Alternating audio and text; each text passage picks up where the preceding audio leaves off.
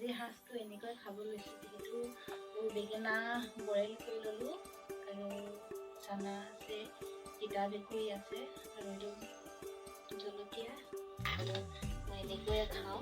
খুব বেছি ভাল পাওঁ খাই তিতা ভেকুৰী আৰু চানা এইবিলাকৰ লগত এনেকৈয়ে ভাতখিনি খাই লৈছোঁ।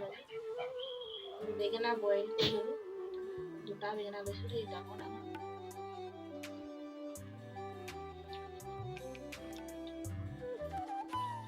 আপোনালোকে খাব, বেঙেনা বইল কৰি খুব বেছি ভাল লাগে।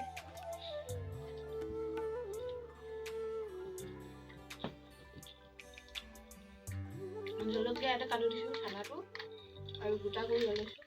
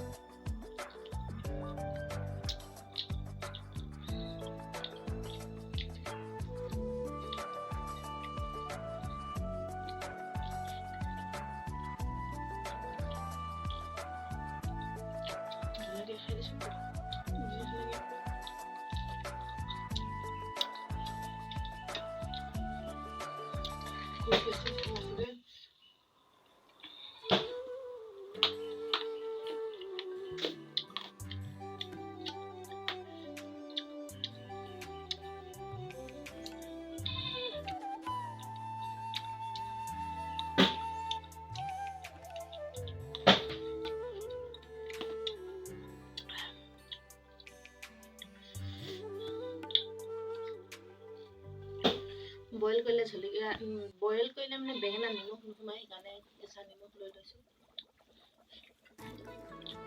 আৰু ফাইনেলি গাইছ, মই গোটেই বস্তুখিনি খাব নোৱাৰিলোঁ যিহেতু বেঙেনা দুটা লৈ লৈছিলোঁ, এটা আধা খালোঁ আৰু এটা গোটাই থাকি গ'ল, খাব নোৱাৰিলোঁ। আৰু ভেকুৰীখিনি মই গোটেইখিনি খাই শেষ কৰিব নোৱাৰিলোঁ, এয়া ভেকুৰী থাকি গ'ল, এয়া চানা থাকি গ'ল আৰু জলকীয়াটো আধা খালোঁ, আধা বাকী থাকি গ'ল আৰু নিমখখিনি থাকি গ'ল, শাকখিনি থাকি গ'ল যিহেতু লাও শাক আছিলে। খাবলৈ খুব বেছি ভালেই লাগিছিলে, তথাপিও খাব যে নোৱাৰিলোঁ, উপায় নাই আৰু জলকীয়া খুব বেছিকৈ লৈ পালোঁ।